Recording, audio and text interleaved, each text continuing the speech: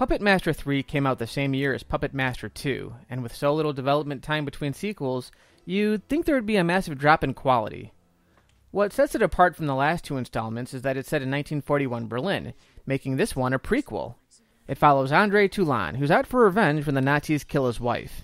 Wait a minute. In the original film, Toulon died in 1939. Whatever, I'm not here to debate the chronology, and besides, the filmmakers obviously didn't give it that much thought.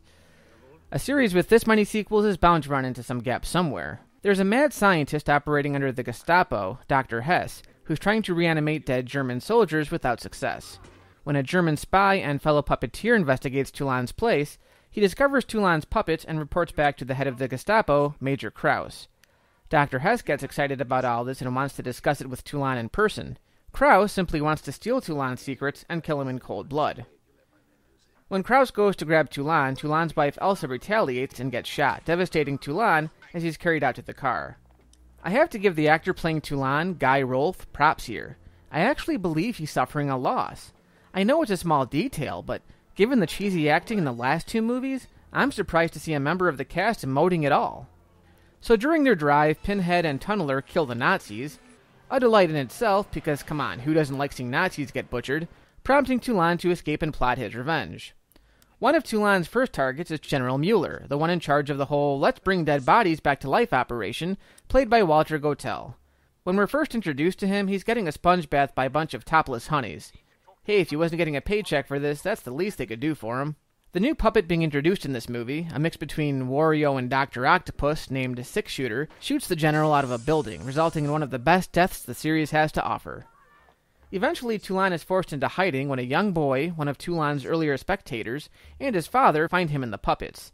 The father, trying to smuggle his son to Sweden to reunite him with his mother, plans to reveal Toulon's whereabouts to Krauss in exchange for safe passage. Things don't end well for the father, but Toulon manages to ensnare Krauss, where the puppets help in taking him out. There are actually a number of things I like about this film that go beyond the limited effects work. First, Krauss mentions that Toulon's wife is Jewish, which automatically validates Krauss's cruelty and gives Toulon a double vendetta. His vengeance isn't just with Krauss, but with the Nazis in general. Secondly, it gives the puppets actual backstories. We find that they aren't simply wooden carvings brought to life through some bullcrap formula, but rather reincarnations of humans brought back from the brink because they had some kind of vendetta themselves. For instance, we discover that Pinhead was originally a truck driver who smuggled in food to the Jewish ghetto before he was killed. And third, the acting is pretty good. I mean, it's not Shakespeare, but Guy Rolfe and Richard Lynch stand out a hell of a lot more than those other quote-unquote actors.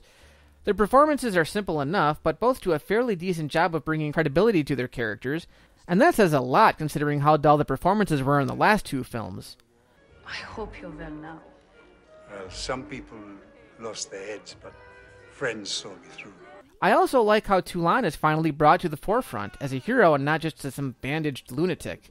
It brings the first scene of the original Puppet Master full circle, even though they got the year wrong, and for an installment to an underwhelming series that was released the same year as its predecessor, they improved on just about everything tenfold.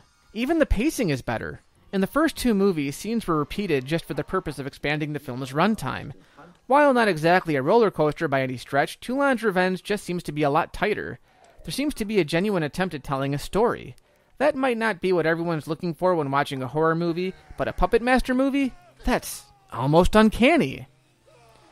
Don't misunderstand me. There are plenty of times where the film's micro-budget rears its ugly head, and generally it would be hard for me to give any of these films higher than a 2.5 anything.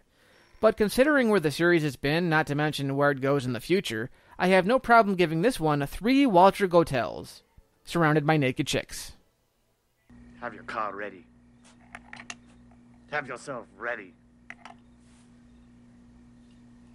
Have your asshole ready.